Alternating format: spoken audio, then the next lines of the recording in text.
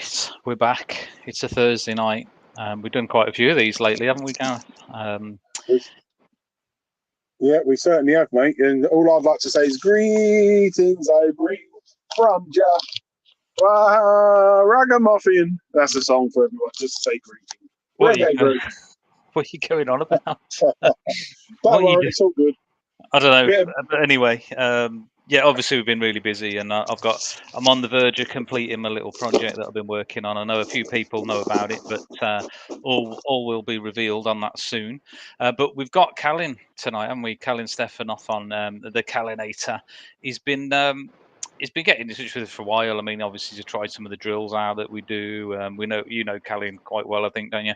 He's put this sort of doubling idea together or something, so we're going to get him in and have a chat about it and see what it's all about, really. So absolutely, mate. Yeah, he's a good lad. I first met him up in Scotland last year, and I've seen him in Italy, I think it was. Yeah, and we've been staying in touch since. So yeah, let's get him on. Yeah, great young lad. Here he is, Calinator. How are you, Calin? Are you all right? Just Calin, give me another 10 seconds, please. Oh yeah, okay, that's all right. Okay, yeah, no problem, mate. That's all good.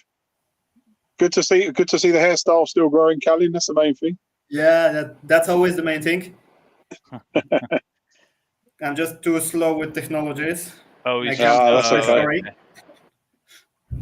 Yeah, we'll wait for Calin to get in. So as soon as he's in, he can tell us what exactly he's been up to. Yeah, I'm interested. I was watching the little video actually, and I mentioned a little bit about that as we go through.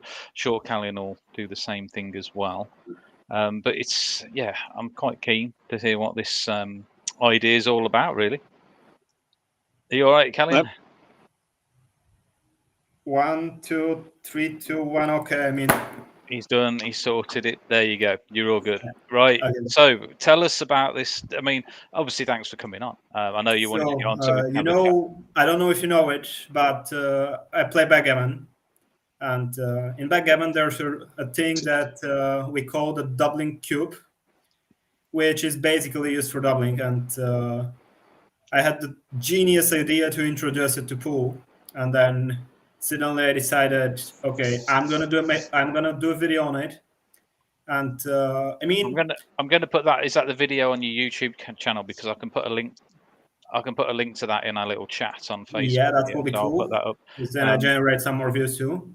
Yeah, well, I mean, tell us all about. I mean, I looked at it, and I mean, I'm not backgammon. I've never played it, to be honest, but I don't even know what this doubling rule is or what it's all about. Now you will know.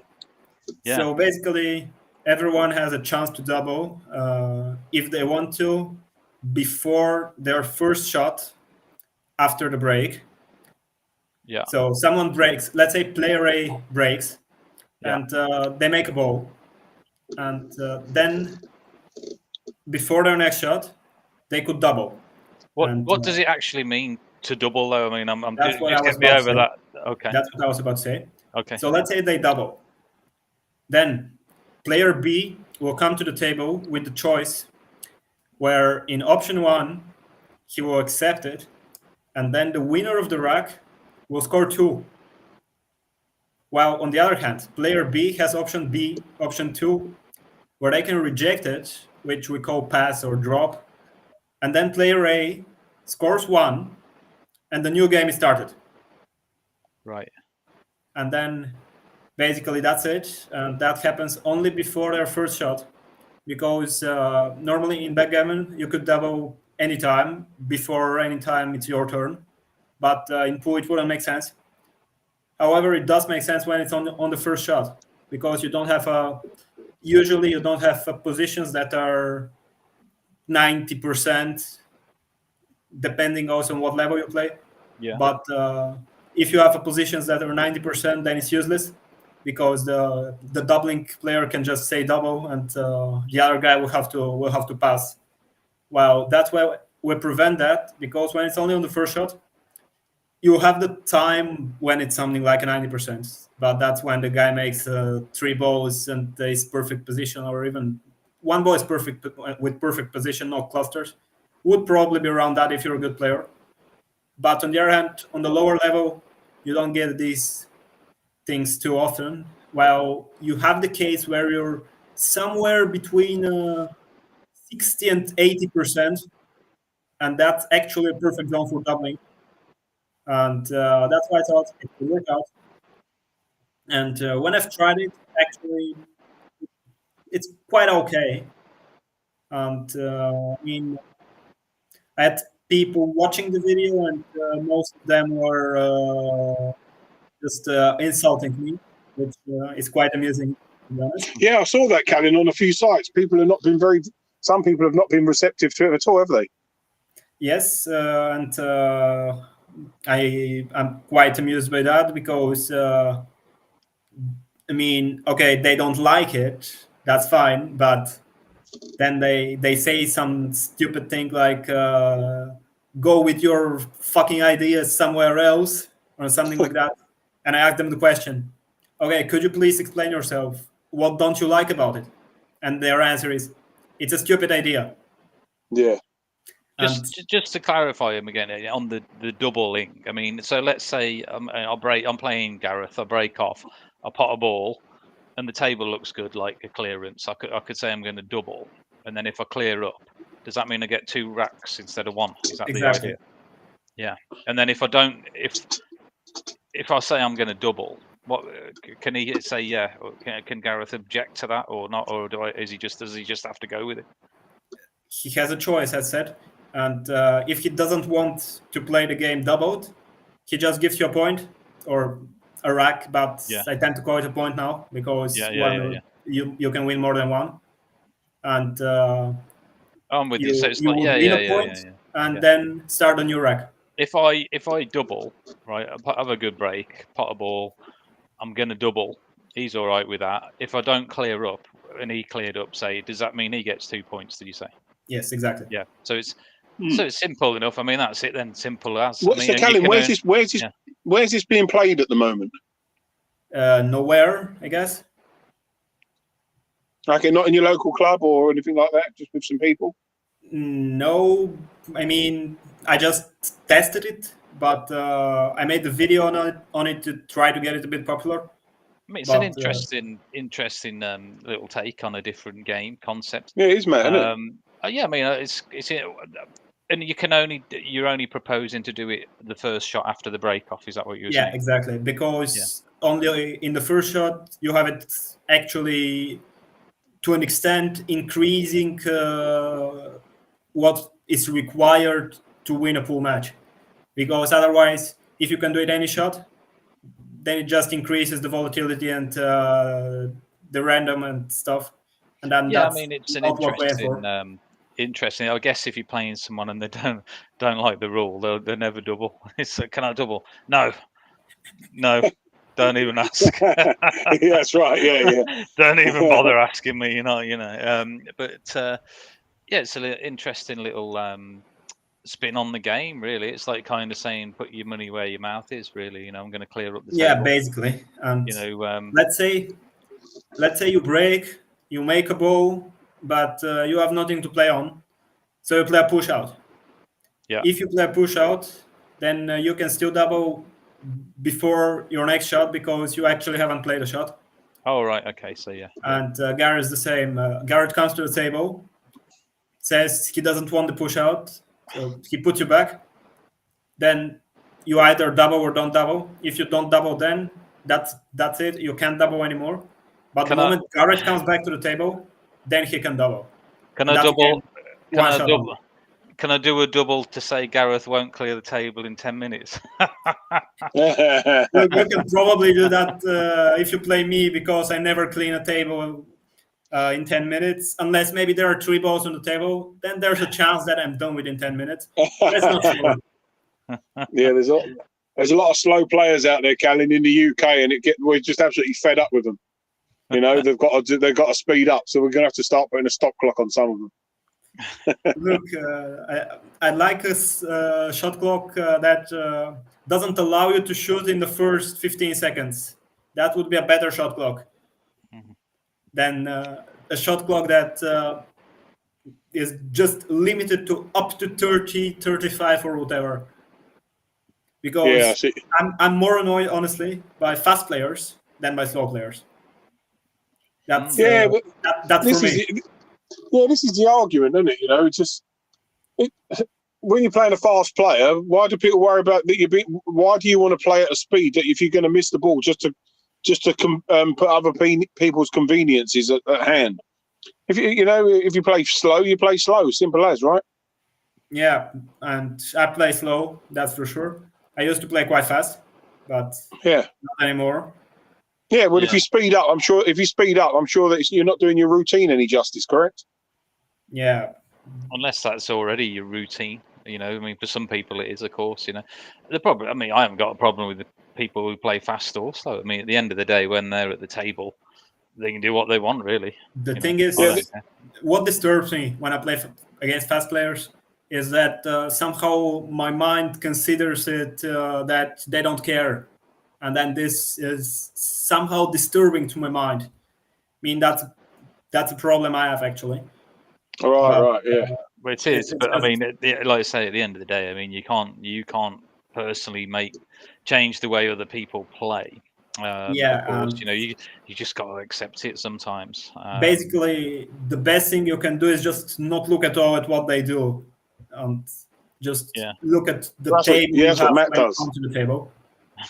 And that's what backgammon is actually helping me in pool, because in backgammon it's been easier to just play the position and don't care about what the other guy is doing.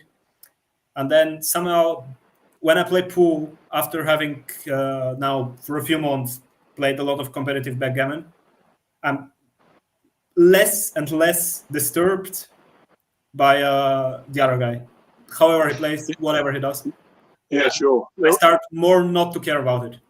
Yeah, well, that's what I was just saying about Matt, because you've got that attitude, haven't you, mate? You don't care about the other opponent at all. You're just not in there. They don't come into your psyche, do they? That's something you've learned over the last year or so, isn't it?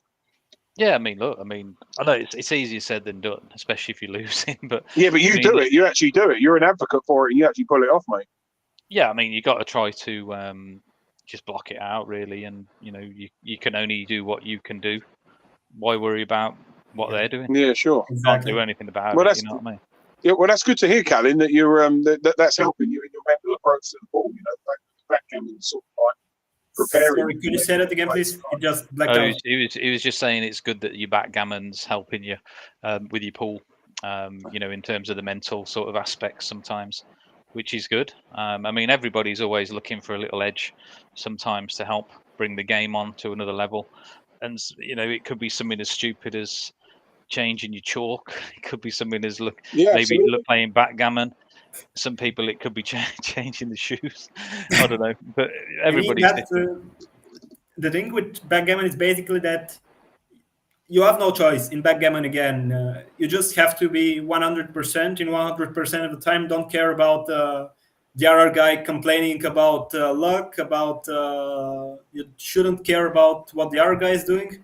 You shouldn't care about what rolls you get, and you should just play the position and try to play the best you can. And that's about it. You cannot control any more than that. And it's just that my mind is more easily like accepting this in backgammon, and then it transports it into pool. So basically, when I play pool, I'm somehow turned on in my backgammon mindset at the moment, and I'm actually capable of just playing, and that's what I need. And when I roll back a few months, I wasn't playing a lot of competitive backgammon. It was pretty hard to just play, and that's what I'm saying, that it just helps me because my mind was not how call that. When I was playing pool for so much time, a few years, then my mind, which has started approaching it with not the best approach, let's call it like that. Yeah. Then it has something like a basic knowledge that it just turns on to a certain way and sees the game somehow, which is, for example, the other guy playing slower, this is disturbing, someone is laughing, this is disturbing, etc. Then when I play backgammon, my mind is taking it as a competition, which is how it's taking pool. Yeah. And then in backgammon, I don't have a set idea. And then I build the idea that I can control just about what I can control. And then this idea comes around to pool, and then it gets the same way. Now in pool, I also have the same idea that I can control just about what I can control. So and that's how I play and what I do. well, with that in mind, are you seeing an improvement in your game in competitive play, like tournaments and things now? I'm seeing that in the last month or something, I'm playing better when I play even a local house tournament or something. Yeah. And that's because I'm actually trying my best, and I'm not just fucking around and thinking about useless stuff and just wanting it to be over faster. And that came after my mindset somehow changed. Yeah. Well, it's good. I mean, like I say, it's good that you've been able to recognise that in your game and make that change to give you a positive improvement in your overall game. And you're seeing the results off the back of that, which is great. And what is important is that by results, you just judge by how you play, not by what the score is against someone or against whoever. Just look at your own game. Look if you're playing all right. Look if you're trying 100%. If you're always giving it all and trying your best, and that's it. You shouldn't look at the score, and that's what I've been doing recently. And I also call it the full effect because it got even stronger in the last 1-2 weeks or something. I don't remember, but I got a spot for Fulda, and since then I really got into a somewhat of a perfect condition. Yeah. You got into the European Championship. You got in the Euro Championship, yeah. Oh, did you play the qualifier? Did you? I played the qualifier, didn't qualify, but I got a wild card. Oh, I see. Yeah. Oh, that's good. Yeah, that's pretty good. Well, yeah. Well, we'll be watching out for that then, Callin, and seeing if your mental edge is going to give you some good results in that tournament. Then we'll be keeping an eye on that now. I'll have a look on it. Yeah. I mean, the best thing I can do and what I'm going for there is just to be 100% in it, and I know that it's not likely that I do something in the tournament in terms of result, but the best thing I can do is just try to do whatever I can do to the best of my abilities, and that's it. Well, that's all you can do, isn't it? We see what happens, basically. How have you been playing backgammon? I can't hear you good, Garrett. You need to put your microphone a bit closer to your mouth, Gareth. But he said how long have you been playing backgammon? How long have you been playing backgammon? Backgammon, competitive, proper tournaments for a few months, online tournaments for something like 1 year. And the first time I saw backgammon was around about 5 years ago, when I played just some online moneyless tournaments, but that was for like 1 year, and then I completely forgot about it. 2022, I think, and came back to it last year. Just got an email that is sent to everyone who has a registration in the World Backgammon Internet Federation about the World Speed Championship, and I thought, okay, come on, I'll play that. Why not? I played it, and since then it's just been getting better and better and better with it's a lot bigger than increasing rate. Backgammon's a lot bigger than people realise. Actually, yes. It is big, isn't it? I mean, I've never played it myself. I don't even know how to. I'd be interested maybe to have a look into it. But yeah, I mean, it's a big thing, isn't it? And like you say, there's a lot of tournaments. There's online tournaments. There's money involved. There's a World Backgammon Internet Federation. They have a lot of regular tournaments that are not something special, but apart from that, they're like the normal World Championship. They have 500 plus participants. They have some other World Championships that they hold there, plus the World Youth Championship, which I lost the final this year, and I almost cried in the toilet after I saw what kind of mistake I did on the way to losing it. Mhm. But apart from that, there's really lots of live tournaments. Like in Germany, for example, there's like 10 to 15 series that hold a tournament every month. So they even duplicate each other, basically. Usually there are like 4 tournaments in a like, I don't know. But I can't, I'm just blocking out. That's all right. It's a I mean, yeah, it's a big thing, isn't it? What do you prefer though, backgammon or pool? What's your favourite? Backgammon. Oh, we'll see you later then. The reason Wrong is answer. very simple. I'm miles better in backgammon than I am in pool. I'm actually able to compete at the top level in backgammon, while I'm not in pool. Is there much money involved in it in backgammon? In backgammon, the way to make money is go to a big tournament and play backgammon all the time. You're out of the tournament, get someone, play money games. Yeah. The thing is, there's a relatively big element of luck in backgammon. And then there are people who win some matches and think they play good. But in fact, they've won because of the luck. Yeah. And happens in they pool, don't know that the does, game. you know. And then you get them for a money game, and you play enough. You play usually, if you roll the dice 1,000 times, that means that the luck factor will be almost certainly irrelevant. And you roll the dice 1,000 times in, let's call it, give me a moment, 50 games, something like that. Should be between 50 and 100. And if you play a 9-point match, that would usually have around about 10 games.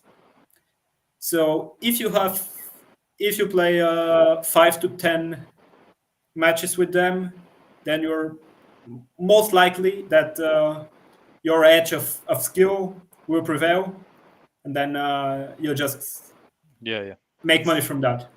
And that's the way to make money in backgammon. So there isn't much money in the tournaments, or more to say it's hard to win it, because you have to win something like usually would be between 9 to 12 matches, while losing no more than 1 or 2 maybe. Yeah. But even if it's 1 or 2, it doesn't matter. Your odds are not really good. If you're a good player, you win 3 to 5% in a tournament, because there's usually a lot of players, and the luck factor also doesn't help. And in the end, that's what your odds are. And the odds of cashing would be in the main event maybe 10 to 15%. And you have some other side events which raise your odds of cashing in the tournament to 30 to 40%, let's call it, in a very optimistic world. But when you're not playing a tournament, you can find many people who don't have a clue how to play the game, but who will play you for money. And then that's when you make the money. Yeah, a bit like pool. Yeah, I mean, similar to pool, isn't it? Of course, you go to tournaments, you get the side action. Could be true. I mean, I'm not involved in that side action on a pool tournament for a reason. I don't want a bit of fish. Yeah. Well, maybe get the Meltnil side up, and then you can be, hustling people. Maybe it's Callin. We'll take him for $100, and then your mental games at the. Look, I have a master plan. I have a master plan for Fulda. How to break even my expenses. I bring a backgammon board. Yeah. I know at least one person who plays backgammon and is in the tournament. So I have my goals there. I'm not gonna say the name just so he doesn't get worried about it. Just get on with it and take the money. Yes, that's a good idea, Gavin. So, Gareth, I can't hear you again. Sorry, go on, Matt. Yeah, what were you going to say, Gareth? Because it's a bit crackly. I was just going to say about the pool side of it. Are you practicing much in the pool, Callum? Are you practicing much, Callan? He said in pool at the moment. I mean, I did in the last week, and at the moment I'm off for 1 week because I'm playing a backgammon tournament. Oh, okay. But yeah, since I got the spot, that was like 1 week ago. Can't remember, something like that. Since then, I did do a lot of stuff trying to get myself into the perfect shape leading into this backgammon tournament, because now I leave for a week, and I know that my mind will remember the last thing I was doing on the pool table, and that will happen subconsciously. Then when I'm back, I'll be automatically into that mode, built-in, lasting for some time.